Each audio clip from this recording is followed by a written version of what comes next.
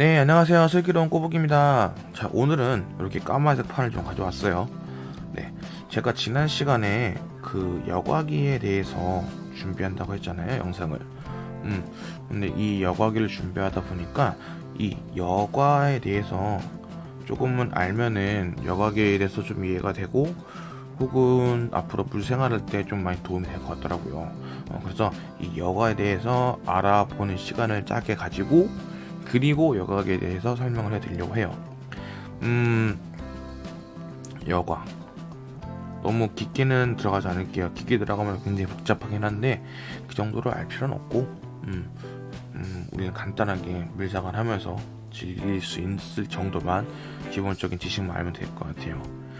간단하게 여과에 대해서 설명하는 시간을 갖도록 하겠습니다. 일단은 제가 준비한 왕에 물을 채웠어요. 자, 이 안에는 예쁜 구피가 살고 있습니다. 구피예요. 구피. 네. 이 구피에게 우리가 먹이를 줄 거예요. 먹이를 주면은 이 구피는 먹이를 먹겠죠. 이 먹이를 먹은 구피는 아마 해산물을 만들 거고요. 그리고 요 먹이 중에 먹지 못하는 부스레기들도 아마 바닥에 쌓이거나 찌꺼기로 남을 거예요. 그리고 물생활하면서 각종 유기물들도 같이 이렇게 바닥에 점점 쌓이기 시작할 거고요. 자, 이 유기물들이 점점점 쌓이다 보면은 이제 시간이 경과하게 되면은 이제 얘네들이 썩기 시작해요. 썩어버려요. 썩기 시작하면은 어떤 일이 발생하느냐, 일단은 구피를 치워버리고, 자, 여기 있는 유기물들이 썩게 되면은 암모니아가 발생이 돼요. 암모니아가 발생이 됩니다. 얘네들이 암모니아가 일정 수치가 올라가게 되면은 물고기가 다 죽어버리는 수도 있어요. 하지만 다행히도 이 어항 안에는 요 암모니아들 분해시키는 박테리아라는 녀석이 있어요. 박테리아. 얘네 이름은 뭐 호기성, 향기성 뭐 등등등등 많은데 그렇게까지 이름은 몰라도 돼요. 단지 이 암모니아를 분해하는 박테리아가 있다라고 알면 되고, 요 박테리아가 요 암모니아를 분해시키면은 바로 요 아질산과 질산염으로 분해를 시켜요. 엄연히 따지면은 아질산에서 질산염으로 가는 것이고, 요 과정에도 박테리아가 있어요. 하지만 중요한 거는 어떻든 간에 박테리아들이 질산염으로 이 유기물이라 할게요. 이 유기물을 암모니아, 아질산은 질산염으로 변경시켜주는, 분해해주는 거예요. 그래서 이 어항에는 처음에 암모니아가 일정 수치 올라가다가 없을 거예요. 아질산도 수치가 올라가다가 없을 것이고, 하지만 질산염은 박테리아가 분해를 할 수가 없어요. 그렇기 때문에 질산염은 어느 수치 정도 되면 질산염이 뒤에 올라가겠죠. 다시 지우고, 자, 이렇게 따올게요. 그러면 질산염이 쭉쭉쭉 올라가면은 어항은 이렇게 막힌 공간이다 보니까, 이렇게 막혀있는 공간이죠. 그러다 보니까 질산염은 끝도 없이 올라갈 거예요. 그러다 보면은 어느 한계가 부딪힐 거고, 그 한계가 되면은 물고기들이 폐사하겠죠. 죽겠죠, 물고기들이. 질산염이 암모니아보다는 그나마 덜 독하지만 쌓이게 되면 분명히 물에 안 좋은 영향을 끼치고, 그게 어항에 있는 열대어들이 폐사는 원인이 될 수 있어요. 충분히. 자, 그렇기 때문에 우리는 어떻게 해야 돼요? 이 질산염은 박테리아가 분해를 못 하잖아요. 박테리아가 분해를 못 해. 그럼 어떻게 해야 돼요? 네, 바로 환수라는 거예요. 환수. 물을 일정만큼 이 어항에서 일정 양을 덜어내서 다시 새물을 넣어주는 거죠. 이게 바로 환수예요. 자, 이런 식으로 유지를 하는 거예요. 어항 사이클을. 다시 한번 설명해 드릴게요. 간단하게. 자, 유기물이 있고, 자, 이게 암모니아가 돼요.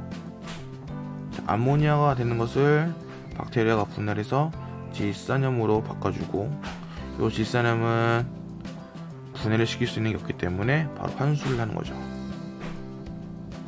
환수를 하게 되면은 다시 새물이 될 거죠. 요 다시 새물에는 유기물이 쌓일 거고요. 요 사이클, 이러한 일련의 사이클이 계속 진행되는 게 바로 어항이에요. 간단하게 요거 어항에 대해서 알아봤어요. 요거를 알아두시면은 나중에 우리 여과기를 이용할 때 이래서 이런 여과기 사용하는 건 알 수 있을 거예요. 그리고 그 여과기는 바로 박테리아, 계속 설명됐던 박테리아 씨가 살고 있는 집이라 생각하면 편할 것 같아요. 그래서 우리는 어항에서 이 유기물들과 암모니아들과 다양한 것들을 분해할 수 있는 박테리아가 살고 있는 집을 만들어주는 게 바로 이 여과기라는 거. 그래서 이 여과기는 생물의 종류, 숫자, 어항의 크기, 그리고 어항의 목적에 따라 천차만별이니까 그거를 설명을 듣고 자기가 원하는 거, 그리고 추천해드리는 거를 한번 잘 알아보는 그런 시간이 되면 좋을 것 같습니다. 질산염이 수초에 의해서 사라질 수는 있어요. 얘가 원래 애초에 식물의 영양분이거든요. 식물의 영양분이기 때문에 질산염이 수초를 자라는 데 도움을 줘요. 자, 그러면은 우리가 어항에다가 수초를 막 심으면은 어항에 수초를 심으면은 환수를 안 해도 되겠네요 라고 생각하겠지만, 아쉽게도 요 식물들이 필요한 질산염보다 수초가 필요한 영양성분이 훨씬 작아요. 네. 무슨 소리냐? 웬만큼 수초를 넣지 않는 이상은 이 질산염을 감당하기 힘들다는 거죠. 그래서 가끔 보시는 이제 무환수 어항이라는 게 있을 거예요. 무환수 어항. 이 무환수 어항들의 좀 특징을 보면은 물고기, 그러니까 안에 있는 생물 대비 수초들이 엄청 많아요. 그러다 보니까 자연히 유기물이 나오는 게 적게 되고, 그러다 보니까 그만큼 질산염의 수치가 적겠죠.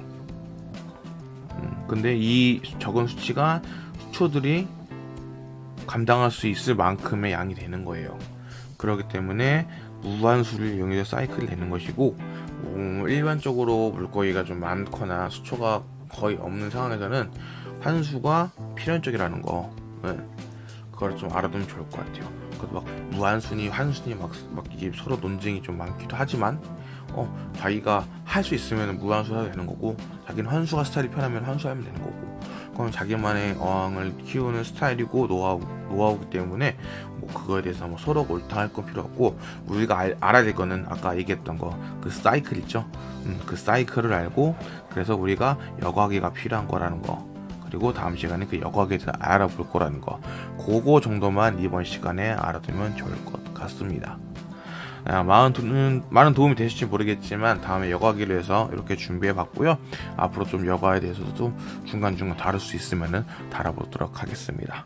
네, 지금까지 슬기로운 꼬부기였고요. 다음에 또 즐거운 모습으로 즐거운 영상으로 인사드리겠습니다. 안녕.